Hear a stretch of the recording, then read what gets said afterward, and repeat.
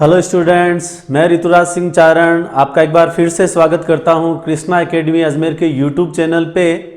Students, हमने पिछली class में लॉरेंस कोहलबर्ग के नैतिक विकास की जो पहली अवस्था है, प्री कन्वेंशनल लेवल, पूर्व परंपरागत स्तर, उसको पढ़ा था। और आज के वीडियो में हम कोहलबर्ग के नैतिक विकास की बाकी बची हुई दोनों अवस्थाएं और उनसे रिलेटेड जितने भी इंपॉर्टेंट क्वेश्चंस बनते हैं वो पढ़ के हम लॉरेंस कोहलबर्ग के नैतिक विकास के सिद्धांत को कंप्लीट करेंगे students. Okay, now we can start. दूसरे स्तर जिसका नाम है लेवल ऑफ कन्वेंशनल मॉरलिटी, या हम इसको हिंदी में क्या कह देंगे, परंपरागत स्तर। ठीक है, और हिंदी में क्या कह सकते हैं इसको, रूढ़िगत नैतिकता का स्तर भी कहते हैं। देखो नया नाम आ गया, रूढ़िगत नैतिकता। तो बेटर है आप याद रखना कन्वेंशनल लेवल। इसकी उम्र क्या हो जाएगी स्टूडेंट्स, मैं यहां पर लिख देता हूं 10 से 13 वर्ष। ठीक है, अब इस के अंदर जो है बच्चा क्या करता है, चीजों को आंतरिकत कर लेता है तथा उसी के अनुसार सही गलत का निर्णय करता है। अब देखना यहां पर मेजर डिफरेंस समझना।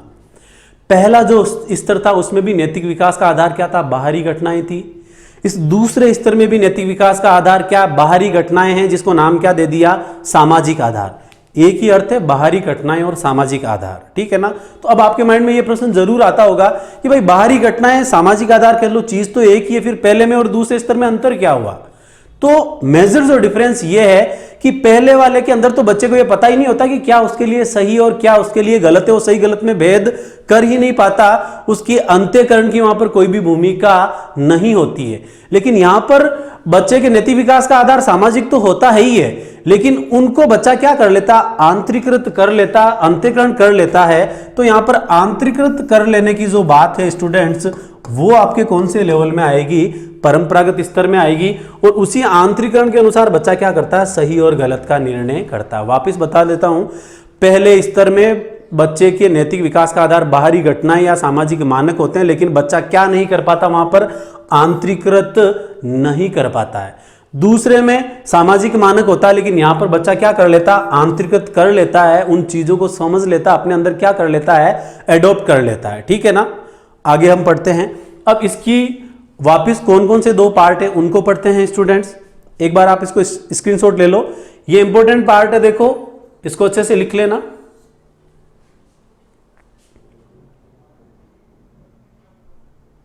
ओके स्टूडेंट्स, अब इस अगली कड़ी में हम पढ़ते हैं स्टूडेंट्स। तो परंपरागत स्तर की जो पहली अवस्था है उसका नाम है स्टेज ऑफ एप्रिसिएशन, जिसको हम हिंदी में कहते हैं प्रशंसा की अवस्था। आपने नाम सुना होगा ना, हम बच्चे की प्रशंसा करते हैं, गुड बॉय, गुड गर्ल, या वो कोई गलत काम करता है तो उसको हम बैड बॉय या बैड गर्ल भी कहते हैं। तो याद रखना प्रशंसा की जो अवस्था है वो परंपरागत स्तर की पहली अवस्था है। ठीक है ना। या इसी अवस्था को दूसरा नाम आपसे यह भी पूछा जा सकता है कि गुड बॉय या गुड गर्ल की जो अवस्था है वो किसका पार्ट है, परंपरागत स्तर का। ठीक है ना। तो इस अवस्था में बच्चा क्या करना चाहता है, मतलब अनुमोदन प्राप्त करना चाहता है, अप्रूवल प्राप्त करना चाहता है, उसमें प्रशंसा प्राप्त करने की इच्छा बहुत ज्यादा होती है। ठीक है ना। और इसीलिए बच्चा क्या करता है, दौड़ भाग करके कार्य करता रहता है। ठीक है ना। तो आपसे पूछा जा सकता है कि बच्चे में प्रशंसा पाने की सर्वाधिक इच्छा जो होती है, तो उसका जो संबंध होता है वो किस स्तर से होता है, तो आंसर क्या हो जाएगा, परंपरागत स्तर। ठीक है स्टूडेंट्स।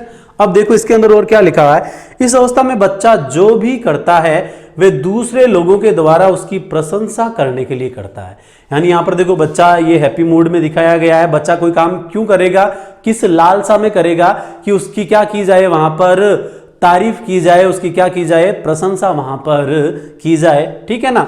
इस अवस्था में बच्चा उन्हीं व्यवहारों को उचित व नैतिक मानते हैं जिनके लिए वे परिवार, स्कूल, पड़ोस, मित्र मंडल से क्या करता है, प्रशंसा प्राप्त करते हैं। इस प्रकार हम कह सकते हैं कि इस अवस्था में बच्चे के चिंतन का जो स्वरूप है वो समाज और उसके परिवेश से निर्धारित होता है। यानी यहां पर बच्चा क्या करता है, प्रशंसा प्राप्त करना चाहता है, किससे, अपने परिवार के सदस्यों से, समाज के सदस्यों से, या अपने जो पीयर ग्रुप के जो सदस्य होते हैं वहां पर बच्चा क्या करना चाहेगा, प्रशंसा प्राप्त करना चाहेगा स्टूडेंट्स। ठीक है। अब इसी की अगली स्टेज हम ले लेते हैं।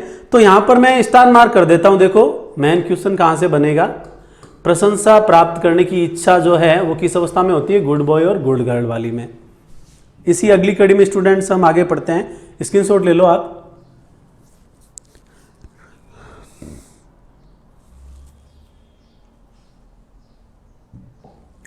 ओके स्टूडेंट्स, अब परंपरागत स्तर का एक दूसरा भाग आ रहा है, सामाजिक व्यवस्था के प्रति सम्मान की अवस्था। यहां पर बच्चा जो सोसाइटी के जो रूल्स होते हैं उनके प्रति अबाइड होता है, उनसे बाउंड या बंधित होता है, वो समाज के खिलाफ बिल्कुल भी नहीं जाना जाता, बिल्कुल भी नहीं जाना चाहता कि समाज ने जो भी रूल्स या मानक जो तैयार किए, जो स्टैंडर्डाइज जो सेट किए हैं, उन्हीं के अकॉर्डिंग बच्चा चलता है। वो समाज के खिलाफ नहीं जाना चाहता, समाज से अलग नहीं होना चाहता, यानी सामाजिक तौर तरीकों को वो एज इट इज क्या करता है, अपनाता है, जिसको हम क्या कहते हैं, सामाजिक व्यवस्था के प्रति सम्मान की अवस्था कहते हैं। और इसके अंदर क्या है देख लेते हैं, इसके अंदर कोई काम की चीज हो तो।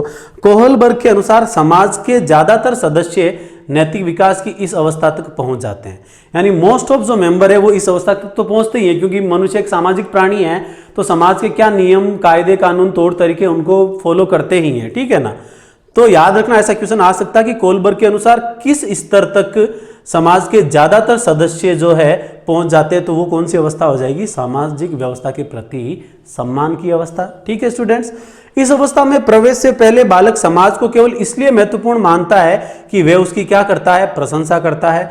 अब वह समाज को स्वयं एक लक्ष्य मानने लगता है, वह यह समझने लगता है कि सामाजिक नियमों के विरुद्ध प्रत्येक कार्य क्या है, अनैतिक है। तो एज इट इज ये लैंग्वेज यहां पर पूछी जा सकती है, स्टार मार्क कर देता हूं, ठीक है ना, क्योंकि अगला जो पोस्ट कन्वेंशनल लेवल पढ़ेंगे वहां पर भी इसके सिमिलर एक अवस्था आएगी जिसका नाम होगा सामाजिक व्यवस्थाओं के प्रति समझौते की अवस्था। तो वो पश्च परंपरागत स्तर में है, जबकि सामाजिक व्यवस्था के प्रति सम्मान की बात की जाए तो वो किस अवस्था में है, परंपरागत स्तर में। तो याद रखना स्टूडेंट, यहां से दो क्वेश्चन अच्छे बन सकते हैं। क्वेश्चन बनने की संभावना पहले और दूसरे स्तर से ज्यादा रहती है, तीसरे स्तर से बहुत कम रहती है, इसलिए पहले और दूसरे स्तर को बहुत अच्छे से पढ़ के जाना।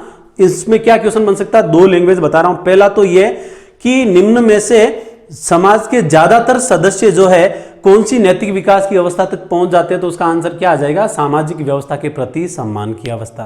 ठीक है, फिर दूसरा क्या बन सकता है कि इस अवस्था में बच्चा सामाजिक नियमों के विरुद्ध प्रत्येक कार्य को क्या मानता है, अनैतिक, कि जो भी समाज के नियम कायदे कानून के अगेंस्ट चीजें वो क्या है, अनैतिक है, और समाज के द्वारा जो बनाए गए नियम है उनके अकॉर्डिंग चलते तो वो सारी चीजें क्या है, नैतिक है। इसीलिए इस अवस्था को क्या कहा गया, सामाजिक व्यवस्थाओं का यहां पर बच्चा क्या करता है, सम्मान करता है। ये देखो मैंने अंडरलाइन कर लिया, ये दो चीजें अच्छे से पढ़ लेना, स्क्रीनशॉट ले लो आप एक बार।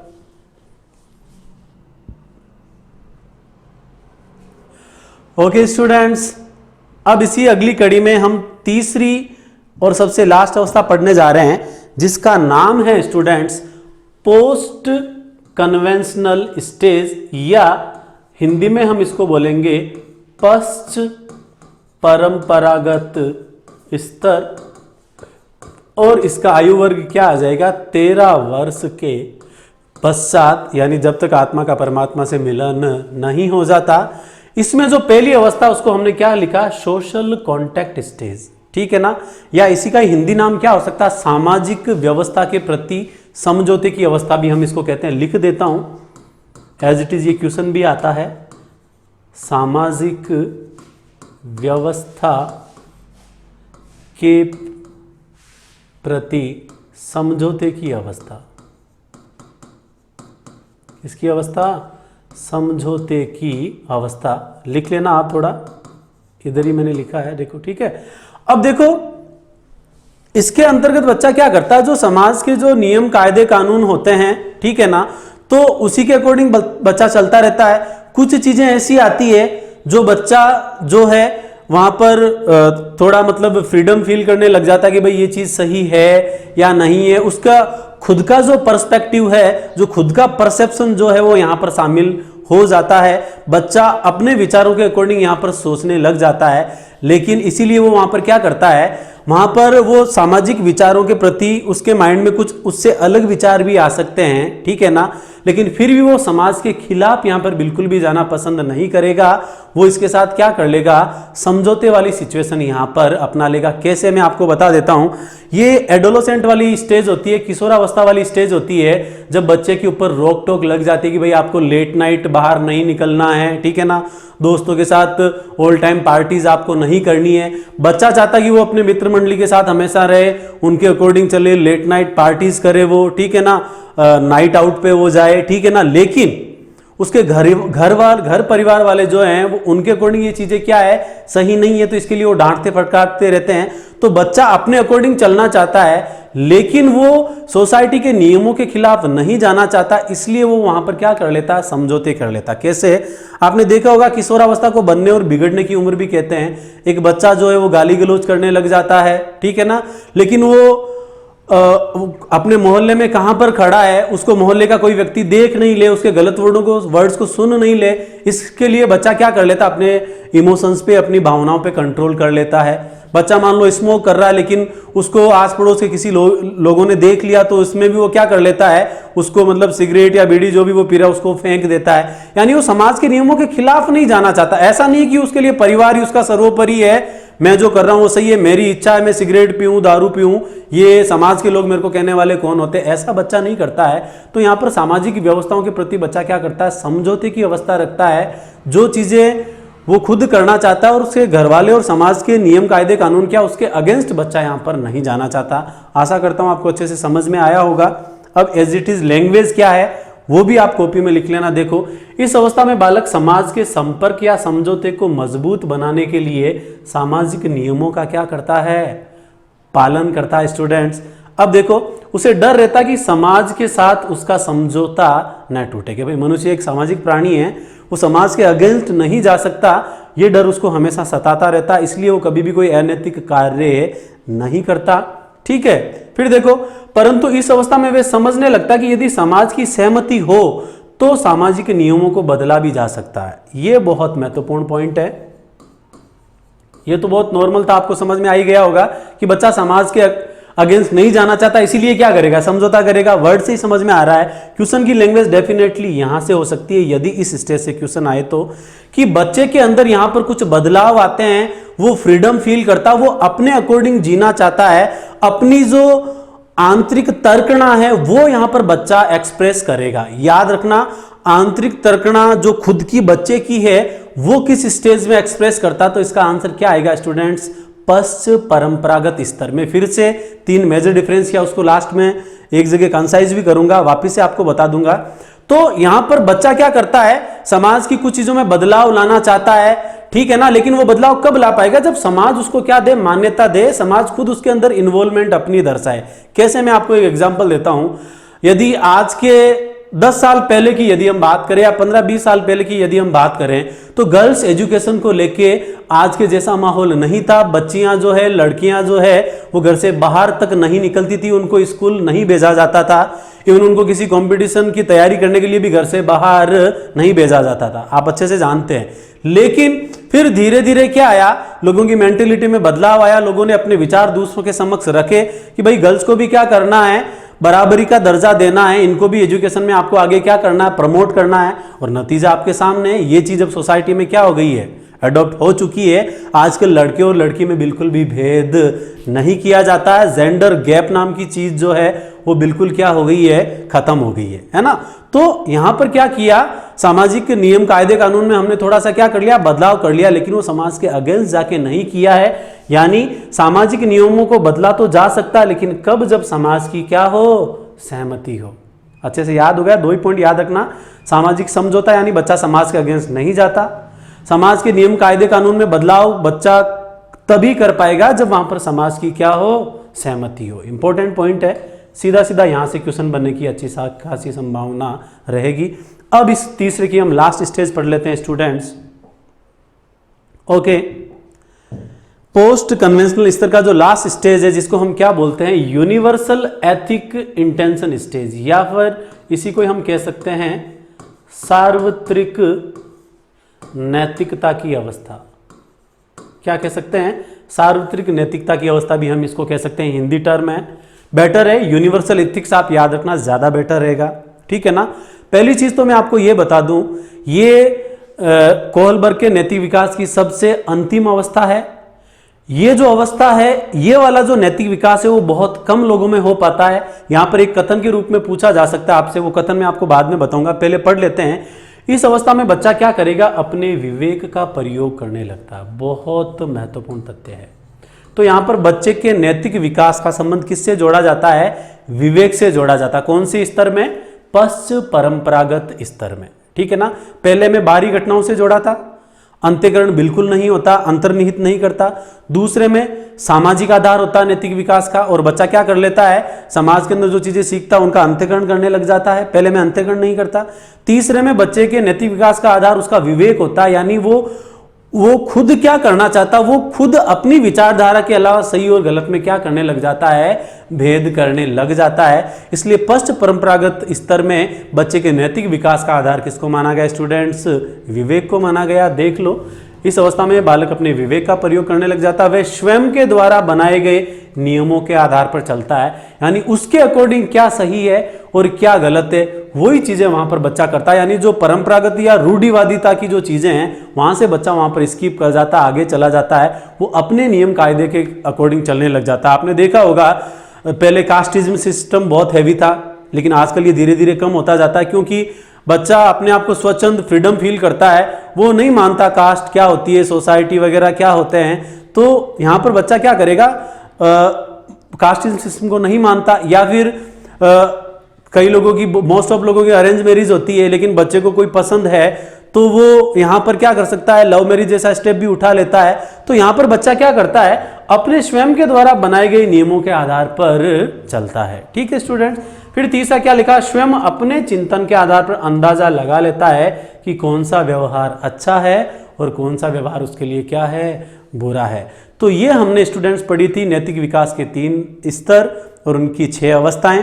एक एक पॉइंट को मैंने अच्छे से डिस्क्राइब किया है। एक क्वेश्चन डेफिनेटली यहां से आएगा, अच्छे से याद करके जाना। मैंने सारे पॉइंट स्टार मार्क करके इंपॉर्टेंट करके बताएं, ताकि आपको मेन कॉन्सेप्ट भी डेवलप होने के साथ साथ काम की चीजें अच्छे से आपके माइंड में डेटा सेट हो जाएंगे। अब एक लास्ट स्लाइड के माध्यम से हम इस टॉपिक को खत्म करेंगे स्टूडेंट्स। एक बार आप इसका स्क्रीनशॉट ले लो।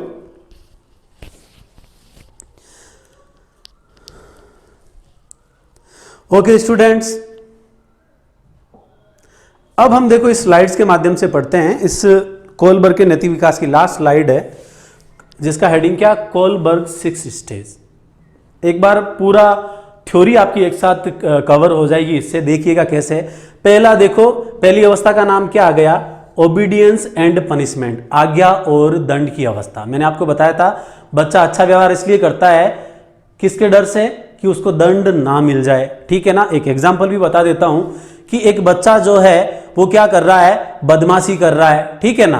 तो उसकी मम्मी ने उसको क्या कर दिया, डांट दिया, उसको दंड दे दिया, तो दोबारा वो इस व्यवहार को नहीं करता। ऐसा क्यों, क्योंकि दंड के भय के कारण, पनिशमेंट के कारण वो चीज ये नहीं कर पाता।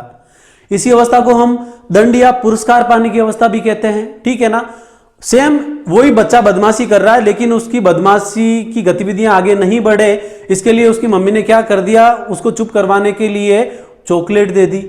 लेकिन तो उस बच्चे को वहां पर क्या मिल गया, उसने वो गतिविधि तो रोक दी, लेकिन किसके, दंड के प्रभाव में आकर नहीं, उसने वो गतिविधि किसके प्रभाव में आकर रोकी, पुरस्कार के प्रभाव में।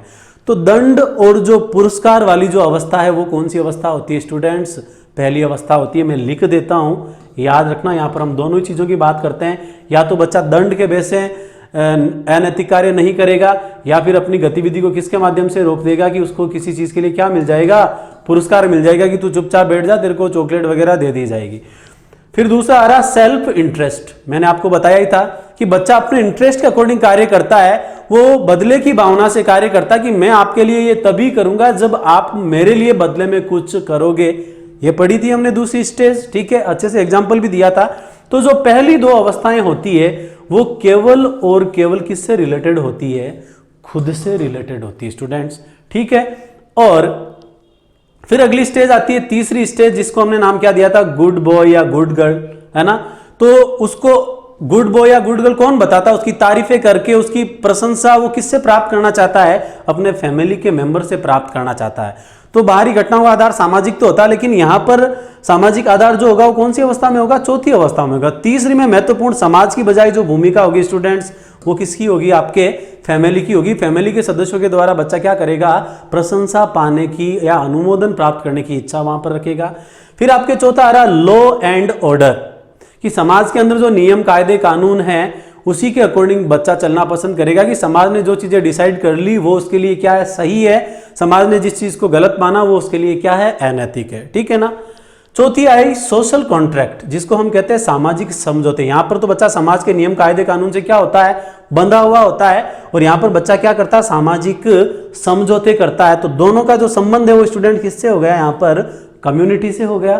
फिर सबसे लास्ट प्रिंसिपल्ड कॉन्शियस, ठीक है ना, कि बच्चे के जो सिद्धांत जो होते हैं वो खुद के कॉन्शियस, खुद की आत्म चेतना से वो सिद्धांतों को बनाता है। इसको मैं लिख देता हूं। बच्चा यहां पर क्या करता है? अपनी आत्म चेतना या उसके खुद के विवेक से वो क्या करता है? अपने ही वो क्या बनाता है? वहां पर सिद्धांत बनाता है जिसके अकॉर्डिंग वो चलता है।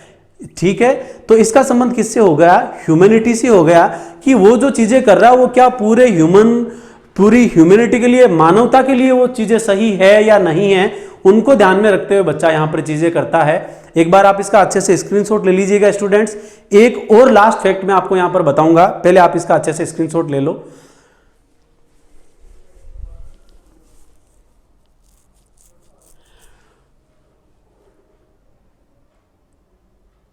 ओके स्टूडेंट्स, अब मैं आपको सबसे लास्ट में कंसाइज करके मैं आपको बता देता हूं, जहां से अलग से क्वेश्चन बनने की संभावना रह सकती है। शॉर्ट में बताऊंगा मैं आपको। पहला कौन सा लेवल था अपना? प्री कन्वेंशनल लेवल, ठीक है। दूसरा अपना कौन सा था? कन्वेंशनल लेवल, हिंदी नाम हम लिख चुके हैं, परंपरागत स्तर हो जाएगा। और तीसरा अपना कौन सा था स्टूडेंट्स? Post conventional level. इनकी तीन जो महत्वपूर्ण बातें हैं वो मैं आपको बता देता हूं। यहां पर बच्चे के नैतिक विकास का जो आधार है वो किससे जोड़ा जाता है स्टूडेंट्स? बाहरी घटनाओं से। किससे जोड़ा जाता है? बाहरी घटनाओं से, ठीक है। और इस अवस्था में बच्चा क्या नहीं कर पाता है? अंतःकरण नहीं कर पाता, याद रखना। दूसरे में बच्चे के नैतिक विकास का जो आधार है वो किसको माना गया है? सामाजिक घटनाओं को। किसको माना गया है? सामाजिक घटनाओं को, ठीक है। याद रखना, ये बहुत महत्वपूर्ण नाम है। और यहां पर बच्चा सामाजिक घटनाओं के साथ साथ बच्चा क्या करने लग जाता है? अंत्यकरण भी करने लग जाता है, उन चीजों को समझने भी लग जाता है, ठीक है ना। और तीसरी जो अवस्था है उसमें बच्चे के नैतिक विकास का आधार जो है स्टूडेंट्स, वो किसको माना गया है? विवेक को माना गया है। और बच्चा जो है यहां पर क्या करता है? स्वयं डिसाइड करता है कि क्या उसके लिए सही है और क्या उसके लिए गलत है। तो एज इट इज क्वेश्चन की जो लैंग्वेज हो सकती है वो मैंने आपको यहां पर बताई है। आप इसका एक बार अच्छे से स्क्रीनशॉट ले लो, लिख लेना ये चीजें अपनी कॉपी में। सबसे लास्ट में मतलब की फैक्ट्स के रूप में लिख लेना, जहां से सीधा सीधा क्वेश्चन बन सकता है स्टूडेंट्स। ओके स्टूडेंट्स, तो आज की क्लास में हमने लॉरेंस कोहलबर्ग का नैतिक विकास का सिद्धांत पढ़ा। एक एक पॉइंट को हमने अच्छे से डिस्क्राइब किया। एक क्वेश्चन यहां से डेफिनेटली आएगा, कॉन्सेप्ट डेवलप करना, क्वेश्चन की लैंग्वेज क्या हो सकती है, सारी चीजें स्टार मार्क क्या इंपॉर्टेंट की हुई है उनको अच्छे से आप मतलब जब आपका पूरा लिख लो इसको, तो एक की फैक्ट नाम डाल के जो स्टार मार्क करवाई हुई क्वेश्चन की लैंग्वेज में जो मैंने आपको चीजें बताई है उनको एक पेज में आप अच्छे से लिख लेना, ताकि आपका क्वेश्चन डेफिनेटली स्टूडेंट्स राइट होगा। तो स्टूडेंट्स अभी हम लॉरेंस कोहलबर्ग के नैतिक विकास से संबंधित क्वेश्चन करने जा रहे हैं। क्वेश्चनों की श्रृंखला में आप पहला क्वेश्चन देखिएगा। क्वेश्चन लिखा हुआ है कि लॉरेंस कोहलबर्ग के संदर्भ में निम्नलिखित में से कौन सा कथन असत्य है। यानी इन चार में से तीन चीजें सही दी हुई है और कोई एक गलत है, वो आपको छांटनी है।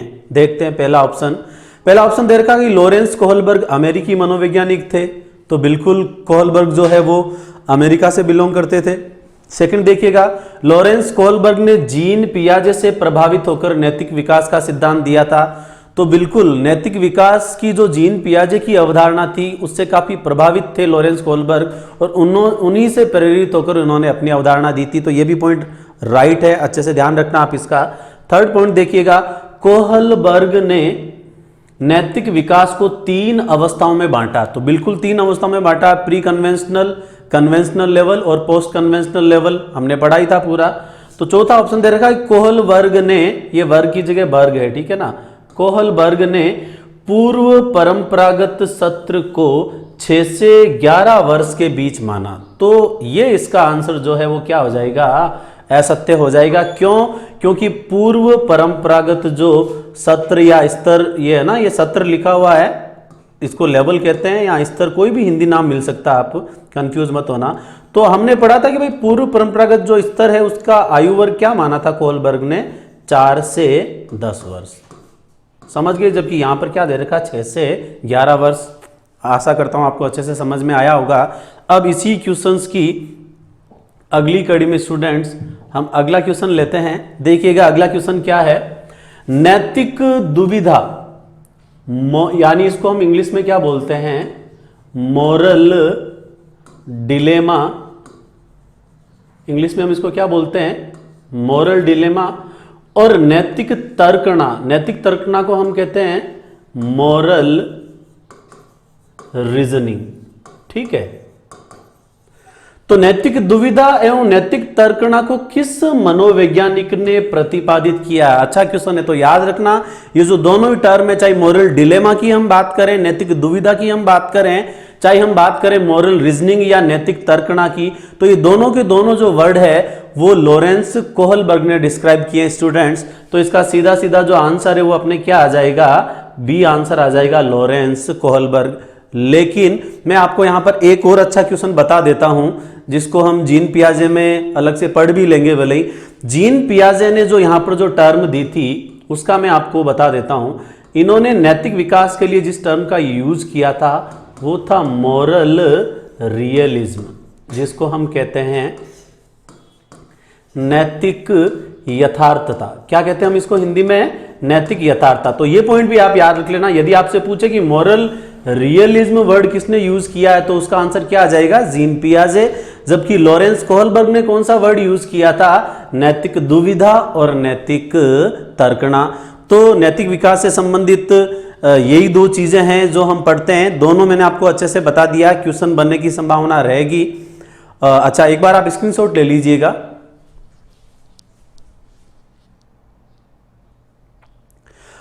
ओके स्टूडेंट्स, आप पिछले क्वेश्चन का भी एक बार स्क्रीनशॉट ले लो, मैं थोड़ा आपको बताना भूल गया था। इसका भी आप एक बार स्क्रीनशॉट ले लो। कई बार जल्दबाजी में भूल जाते हैं, so not a big deal. Okay students, इसी क्वेश्चन की श्रृंखला में हम अगला क्वेश्चन सोल्व करते हैं। अगला क्वेश्चन देखो आप, लॉरेंस कोहलबर्ग के अनुसार शिक्षक बच्चों में नैतिक मूल्यों का विकास कर सकता है।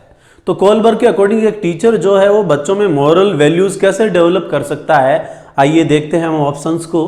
पहला ऑप्शन दे रखा है कैसे व्यवहार किया जाना चाहिए, इस पर कठोर निर्देश देकर। तो ये तो नहीं होगा, क्योंकि रिजिडिटी की जो बात है, रिजिडिटी के द्वारा आप नैतिक विकास करना जो है वो इफेक्टिवली पॉसिबल नहीं हो पाता, तो ये तो नहीं होगा। सेकंड देखिएगा, धार्मिक शिक्षा को महत्व देकर। तो नैतिकता का जो संबंध है वो केवल धर्म की शिक्षा से ही नहीं होता है, ठीक है, ये भी ऑप्शन नहीं होगा। अगला देखिएगा, व्यवहार के स्पष्ट नियम बताकर, ठीक है ना। तो व्यवहार के नियम बता देने से कुछ नहीं होता है, आपको उस चीज को अपने अंदर ढालना पड़ता। वो कब आएगा, जब टीचर बच्चों के सामने वैसी सिचुएशन क्रिएट करेगा, बच्चों को ऐसा कोई टास्क देके बच्चों को खुद को उसमें डायरेक्टली इन्वॉल्व करेगा, तब जाके वो उसमें नैतिक विकास की भावना का क्या कर सकता है, विकास कर सकता है। तो इसका आंसर सीधा सीधा क्या हो जाएगा आपके चौथा, जो कि क्या दे रखा है, नैतिक मुद्दों पर आधारित चर्चाओं में उन्हें शामिल करके। बहुत प्यारा क्वेश्चन है, क्योंकि देखो ऐसे क्वेश्चन पूछे जाने की पूरी संभावना रहती है। आपको पहला ऑप्शन तो आप डायरेक्टली एलिमिनेट कर दोगे। आपको कंफ्यूजन एक तो होता है धार्मिक शिक्षा को महत्व देकर, तो याद रखना नैतिकता का संबंध केवल धर्म से है ऐसा नहीं है, ठीक है ना। अगला क्या था, व्यवहार के स्पष्ट नियम बताकर, तो आपको यह भी पता कि भाई नैतिकता व्यवहार में झलकती है, लेकिन सारी चीजें केवल नियमों को बताने से आप नैतिकता डेवलप नहीं कर सकते। आपको एक लाइव एनवायरनमेंट बच्चे के सामने क्रिएट करना पड़ता है, आपको प्रॉपरली बच्चे को इन्वॉल्व उसके अंदर करना पड़ता है। तो इसीलिए यहां पर चौथा ऑप्शन राइट हो जाएगा। हम यहां पर क्या करेंगे, नैतिक मुद्दों पर आधारित जो चर्चाएं हैं उनमें हम बच्चे को क्या करेंगे, शामिल करेंगे, ताकि बच्चा अपनी नैतिक तर्कणाएं, अपनी जो मोरल रीजनिंग जो है वो वहां पर बताकर क्या करेगा, अपनी नैतिकता का विकास करेगा, अपने अंदर मॉरलिटी को डेवलप करेगा। इसको मैं इंपॉर्टेंट कर देता हूं, अच्छे से आप अपनी कॉपी में नोट डाउन कर लेना। एक बार आप इसका स्क्रीनशॉट ले लीजिएगा स्टूडेंट्स।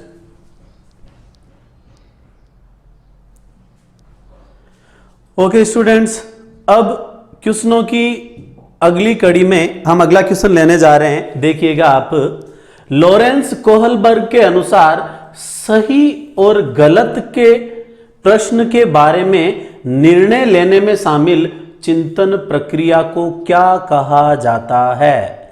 तो देखो ये बहुत अच्छा क्वेश्चन है।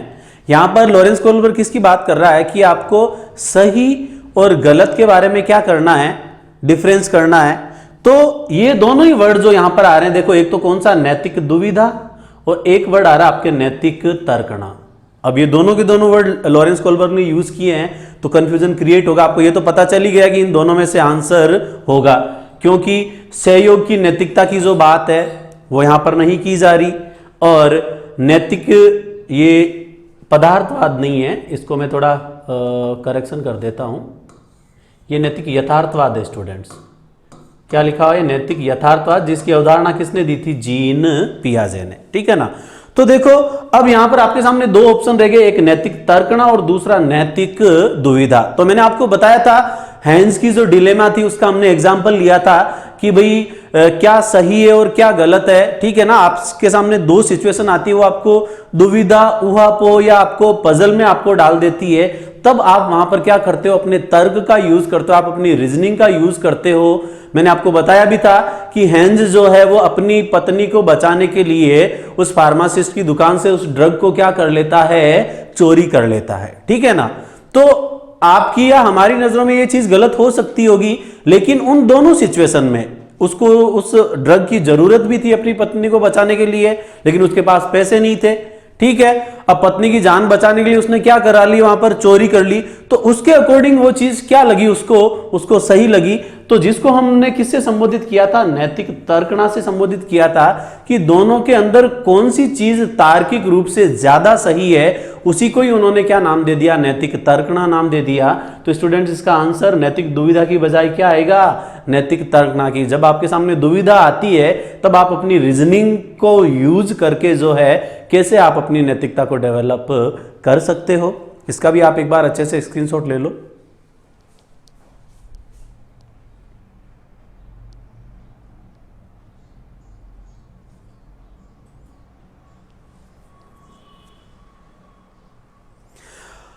अच्छा, आपने स्क्रीनशॉट ले लिया होगा। मैं एक चीज आपको यहां पर एग्जांपल के माध्यम से समझा दूं, हो सकता है आपको यहां से भी क्वेश्चन मिल जाए। देखो एक यहां पर नाम लिखा हुआ है सहयोग की नैतिकता, और एक लिखा हुआ नैतिक यथार्थवाद। यथार्थ का मतलब रियलिटी। मैं आपको एक एग्जांपल बताता हूं, जैसे कि ट्रैफिक सिग्नल हो रखा है, रेड लाइट हो रखी है, तो वहां पर नैतिक यथार्थता वहां पर क्या है कि आपको जो है रूल को फॉलो करना है, उसका आपको उल्लंघन नहीं करना, आपको ट्रैफिक लाइट के सिग्नल को आपको ब्रेक नहीं करना है।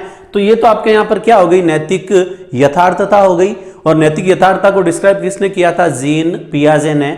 और यदि यहीं पर मान लो रेड लाइट हो रखी है और वहां पर कोई एम्बुलेंस जो है वो गुजर रही है, तो ऐसे केसेस में उस नियम को ब्रेक किया जा सकता है, जिसको हम नाम क्या देंगे स्टूडेंट्स, सहयोग की नैतिकता। तो ऐसा कोई आपको एग्जांपल पूछ लेवे और ऐसे आपको चार ऑप्शन दे देवे, जैसे अभी मैंने आपको बताया कि भाई ट्रैफिक सिग्नल हो रखा है, रेड लाइट हो रखी है, लेकिन एम्बुलेंस आ रही है और आप उसको मतलब ट्रैफिक सिग्नल तोड़ भी दिया हुआ आगे जा रही है, फिर भी आपने उसको रोका नहीं, ठीक है ना। तो ऐसा करना उचित है, जिसको हम क्या बोलेंगे, सहयोग की नैतिकता बोलेंगे, ठीक है। और बाकी लोगों के लिए उस रूल को ब्रेक नहीं किया जा सकता, जिसको हम किससे संबोधित करेंगे, नैतिक यथार्थवाद से। और नैतिक दुविधा और नैतिक तर्कणा को तो हम लॉरेंस कोहलबर्ग की थ्योरी में बहुत अच्छे से डिस्क्राइब किया ही है। आप इसका अच्छे से स्क्रीनशॉट ले लो एक बार।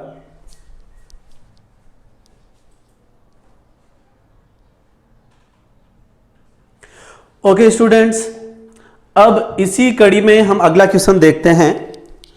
देखिएगा, यहां पर हो सकता है आपको थोड़ा लाइट दिखाई दे, क्योंकि देखो स्लाइड वगैरह करते हैं तो जूमिंग वगैरह में थोड़ी सी प्रॉब्लम आती है। मैं बोल के बता भी रहा हूं, ठीक है ना।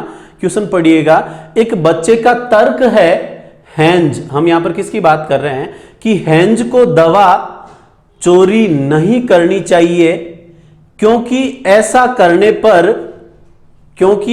करने पर यह समझा जाएगा और वह पकड़ा जाएगा। सॉरी, चोरी करने पे हेंज क्या करेगा, पकड़ा जाएगा और जेल भेजा जाएगा। कोहलबर्ग के अनुसार बच्चे को नैतिक समझ किस चरण में आती है? तो देखो यहां पर सीधा सीधा पता चल रहा है कि बच्चे के मन में डर क्या है कि उसको हेंज को चोरी इसलिए नहीं करनी चाहिए क्योंकि वह पकड़ा जाएगा और उसको जेल भेज दिया जाएगा, यानी उसको क्या दिया जाएगा, दंड दिया जाएगा।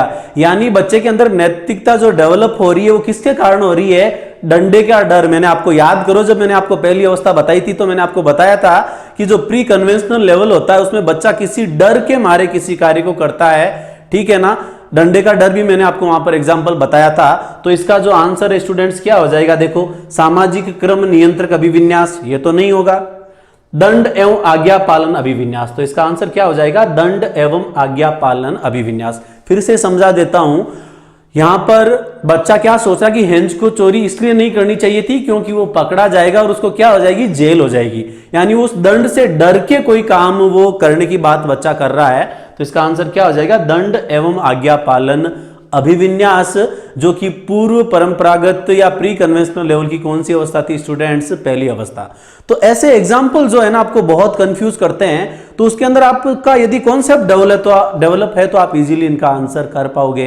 एक बार इसका आप स्क्रीनशॉट ले लो और मैंने जैसे जैसे बोला है आप इसको एक बार अच्छे से लिख भी लेना। ओके,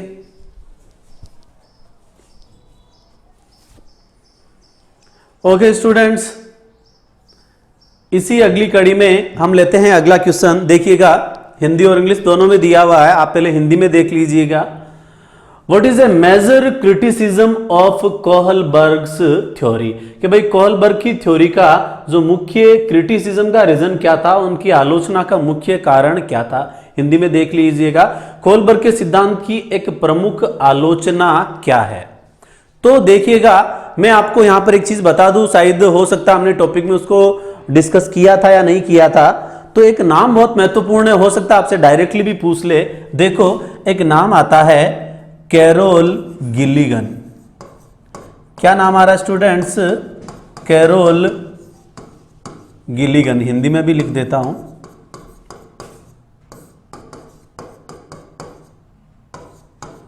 मात्रा की मिस्टेक्स आप देख लेना। तो कैरोल गिल्लिगन ने जो है वो क्या किया था, कोहलबर्ग के सिद्धांत की आलोचना की थी। तो ऐसा सीधा क्वेश्चन पूछ लिया जाए तो नाम भी आप याद रखना, कोहलबर्ग के सिद्धांत की क्या की, आलोचना की। आलोचना क्या थी मैं आपको डायरेक्टली बता देता हूं, सीधा सीधा याद रख लेना। देखो कोहलबर्ग ने अपनी थ्योरी में मेनली डिस्क्राइब किसको किया था, हेंज डिलेमा, हेंज की दुविधा क्या थी, जो कि एक पुरुष था हेंज, ठीक है ना। तो महिलाओं के ऊपर इन्होंने स्पेशली जो है कि भाई फीमेल कैंडिडेट में मॉरलिटी कैसे डेवलप होती है, उनके अंदर जो है वो केयरिंग एस्पेक्ट जो होता है, केयरिंग होता है ना, किसी की परवाह करना, वो एस्पेक्ट ज्यादा पाया जाता है, या कंपैरेटिवली जो नैतिकता की बात है वो महिलाओं में ज्यादा हो सकती है। तो महिलाओं को लेकर नैतिकता के बारे में जो है मतलब लॉरेंस कोहलबर्ग नहीं बता पाया था, जिसकी आलोचना किसके द्वारा की गई, कैरोल गिल्लिगन के द्वारा की गई, ठीक है ना। तो दो टाइप से क्वेश्चन बन गया। इन्होंने केवल किसके बारे में बताया था, पुरुष के बारे में बताया था, महिलाओं के बारे में नहीं बताया था। और ये बात किसके द्वारा की गई, आलोचना किसके द्वारा की गई, तो उसका आंसर क्या आ जाएगा स्टूडेंट्स, कैरोल गिल्लिगन। तो ये दोनों ही क्वेश्चन के फॉर्म में आपसे पूछे जा सकते हैं। अब जो मैं आपको बात बता रहा हूं देख लेते हैं कौन से ऑप्शन में दे रखी है। ओके, देखो ऑप्शन सी इसका राइट हो जाएगा। कोहलबर्ग ने पुरुषों और महिलाओं के नैतिक तर्क में सांस्कृतिक अंतर का हिसाब नहीं दिया। यानी कोहलबर्ग अपने नैतिक विकास के सिद्धांत में यह नहीं बता पाया कि नैतिकता को लेकर, मोरालिटी को लेकर जो मेल और फीमेल जो कैरेक्टर है उनकी नैतिकता में क्या डिफरेंस हो सकता है, इसकी व्याख्या लॉरेंस कोहलबर्ग नहीं बता पाए थे। इसीलिए इसकी आलोचना किसके द्वारा की गई? कैरोल गिलिगन के द्वारा। आप अच्छे से स्क्रीनशॉट ले लो, दोनों के दोनों क्वेश्चन बहुत प्यारे हैं।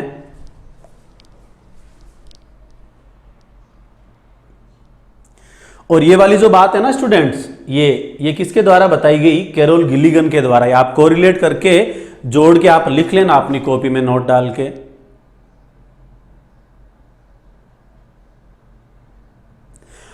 ओके स्टूडेंट्स, इसी अगली कड़ी में हम लेते हैं अगला क्वेश्चन। देखिएगा, अगला क्वेश्चन है, एक बच्चे का कारण आप मेरे लिए ऐसा करते हैं और मैं आपके लिए ऐसा करूंगा। सीधा सीधा आपको आंसर माइंड में आ गया होगा। मैंने आपको बताया था कि अभी रिसेंटली सीटेट में एक क्वेश्चन पूछा था कि if you scratch my back then I will scratch back, I will back your scratch. ठीक है ना, कि यदि तुम मेरी पीठ खुजलाओगे तब मैं भी तुम्हारी पीठ खुजला दूंगा। ठीक है ना, ये बात हमने कौन सी अवस्था में की थी? तो स्टूडेंट्स याद करो, इसको हमने नाम दिया था साधनात्मक सापेक्षता अवस्था, इंस्ट्रूमेंटल रिलेटिविज्म अवस्था हमने इसको कहा था, जो कि कौन सी अवस्था में आता है? पूर्व परंपरागत अवस्था। इस क्वेश्चन को आपको 3 टाइप से पूछा जा सकता है कि देखो कि आप मेरे लिए ऐसा करते हो तो मैं आपके लिए ऐसा करूंगा। इसका संबंध किस स्तर से है? तो पूर्व परंपरागत स्तर, प्री कन्वेंशनल लेवल। ऐसा एक क्वेश्चन देखिए, एग्जाम्पल पूछ लिया कोहलबर्ग के अनुसार, तो आंसर क्या हो जाएगा? 4 से 10 वर्ष। और इसके अंदर वापस इस स्तर की कितनी अवस्थाएं थी? 2 अवस्थाएं।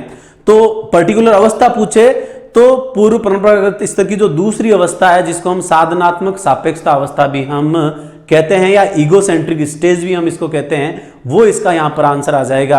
मैंने आपको एक एग्जांपल और भी दिया था यहां पर कि मुझे आप 10 रुपए दो तो मैं आपका ये काम कर दूंगा। या मैंने और भी एग्जांपल बताया था कि यदि आप मुझे घुमाने ले जाओ, आप मुझे मॉल लेके जाओ तो मैं आपका ये काम कर दूंगा। यानी बदले में आपसे वो कुछ चीज की अपेक्षा रखता, तभी बच्चा आपका काम करता है। और ये विशेषता किस अवस्था में पाई जाती है स्टूडेंट्स? पूर्व परंपरागत स्तर की दूसरी अवस्था में। आप इसका एक बार अच्छे से स्क्रीनशॉट ले लो। अच्छा, आंसर तो मैंने अभी आपको दिया ही नहीं। देखो, इसका हिंदी नाम में बहुत दिक्कत हो सकती है, आपको कोई भी नाम मिल सकता है। देखो हिंदी नाम उन्होंने क्या दिया? वाद्य उद्देश्य अभिविन्यास, जिसको देख के हो सकता है आपको कुछ भी समझ में नहीं आए। इसीलिए मैं आपसे बार बार कहता हूं, आप इंग्लिश टर्म को ज्यादा प्रेफरेंस दो। हो सकता है एक आध क्वेश्चन तो आपका इंग्लिश टर्म की वजह से ही शायद सही या गलत हो जाए। तो यहां पर सही होगा यदि आप इंग्लिश टर्म पे फोकस रखोगे। तो देखो पहला ही ऑप्शन दे रखा है, द इंस्ट्रूमेंटल पर्पज ओरिएंटेशन। तो साधनात्मक उद्देश्य या साधनात्मक सापेक्षता की जो अवस्था है वो इसका आंसर है। तो हिंदी में इसका आंसर क्या हो जाएगा? आप ये देख लेना, वाद्य उद्देश्य अभिविन्यास। देखो भाई, हिंदी में मिस्टेक है, मैं इसका कुछ नहीं कर सकता, इसलिए बेटर है आप इसको इंग्लिश टर्म में ध्यान रखना। एक बार आप स्क्रीनशॉट ले लो। और वैसे कई बार हिंदी में समझ में नहीं भी आए तब भी पता चलता है। देखो ये सजा, सामाजिकारिता, अच्छा लड़का अच्छी लड़की और सामाजिक अनुबंध, क्योंकि ये पूर्व परंपरागत के पार्ट है ही नहीं, तब भी आप कर लोगे। स्क्रीनशॉट ले लो आप एक बार।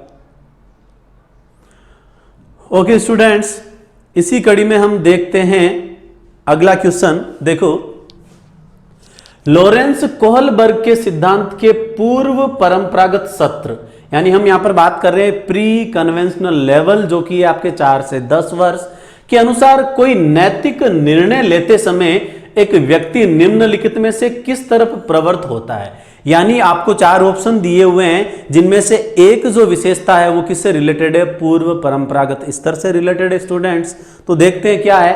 पहला ऑप्शन देखो, व्यक्तिगत आवश्यकताएं तथा इच्छाएं।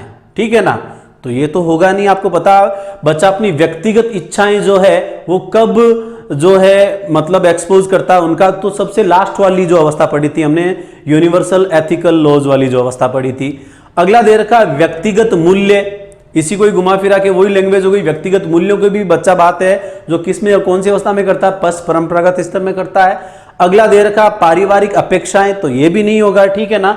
तो सीधा सीधा इसका मतलब ये हो जाएगा डी ऑप्शन, जो कि किसकी बात कर रहा है, अंतर्निहित संभावित दंड। हमने पढ़ा था ना कि पूर्व परंपरागत स्तर की जो पहली अवस्था है उसका नाम ही क्या है, ओबीडियंट एंड पनिशमेंट स्टेज, आज्ञाकारिता व दंड की अवस्था, जिसमें बच्चा किसी दंड के डर के कारण किसी कार्य को करता है, इसी के कारण उसके मतलब कि कोई उसको दंड नहीं दे इसलिए वो इस काम को करेगा, जो कि उसकी नैतिकता की परिभाषा में आता है। बहुत सिंपल है, कुछ भी इसमें विशेष नहीं था, लेकिन फिर भी एग्जाम्पल के माध्यम से आपका रिवीजन हो जाएगा टॉपिक का। एक बार स्क्रीनशॉट ले लो आप।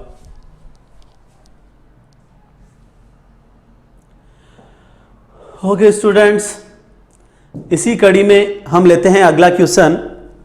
देखिएगा, कर्नेल सिंह, थोड़ा सा यहां पर आपको दिखने में हो सकता है प्रॉब्लम आ जाए, मैं बोल रहा हूं, आप अपनी कॉपी में साथ साथ लिख लेना।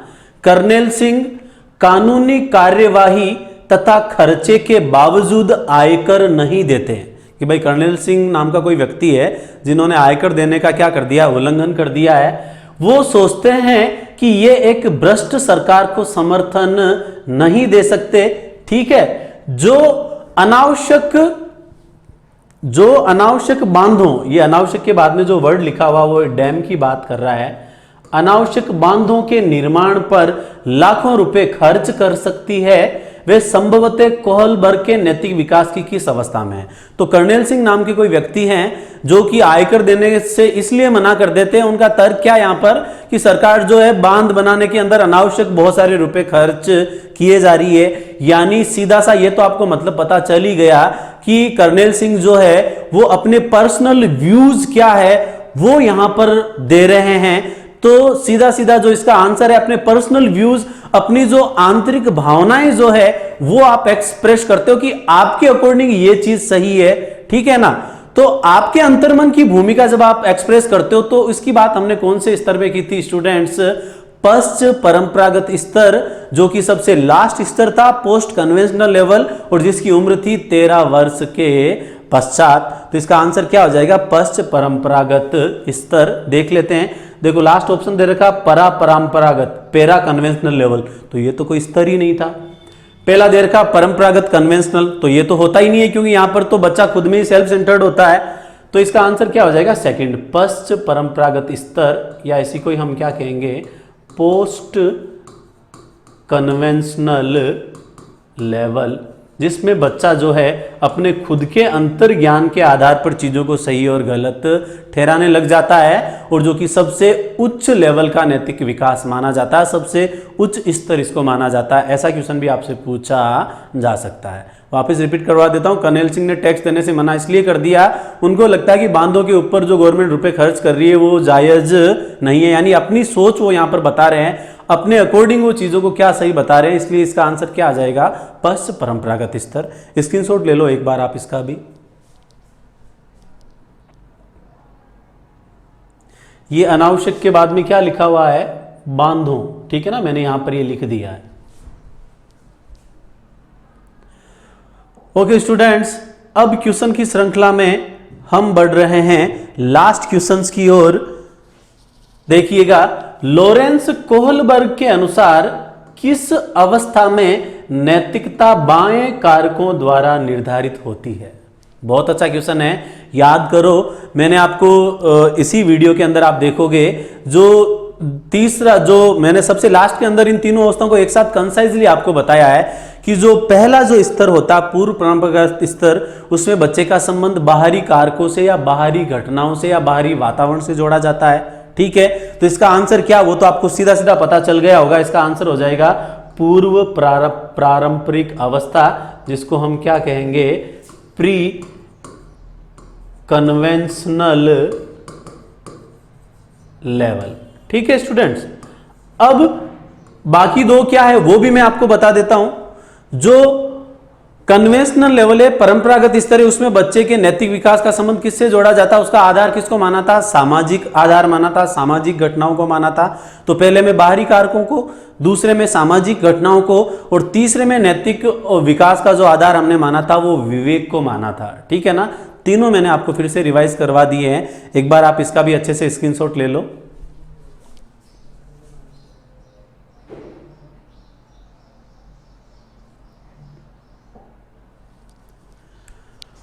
ओके स्टूडेंट्स, तो आज हमने लॉरेंस कोहलबर्ग का जो नैतिक विकास का सिद्धांत है उसका सेकंड पार्ट हमने कंप्लीट किया है, और आपका कॉन्सेप्ट डेवलप हो जाए इसलिए इससे रिलेटेड जो मैक्सिमम पॉसिबिलिटी के जो क्वेश्चन बन सकते हैं वो सारे मैंने आपको करवाए हैं, और टॉपिक भी आपको अच्छे से समझ में आ गया होगा। अभी मॉडर्न कॉन्सेप्ट में इस वाले टॉपिक से भी एक क्वेश्चन बनने की पूरी संभावना आपके रीड के अंदर रहेगी। स्टूडेंट्स, आप अच्छे से इसको पढ़ लीजिएगा और कॉपी में लिख भी लेना आप इसको अच्छे से। फिर हम मिलते हैं नेक्स्ट क्लास में एक नई एनर्जी के साथ, एक नए टॉपिक के साथ। ओके।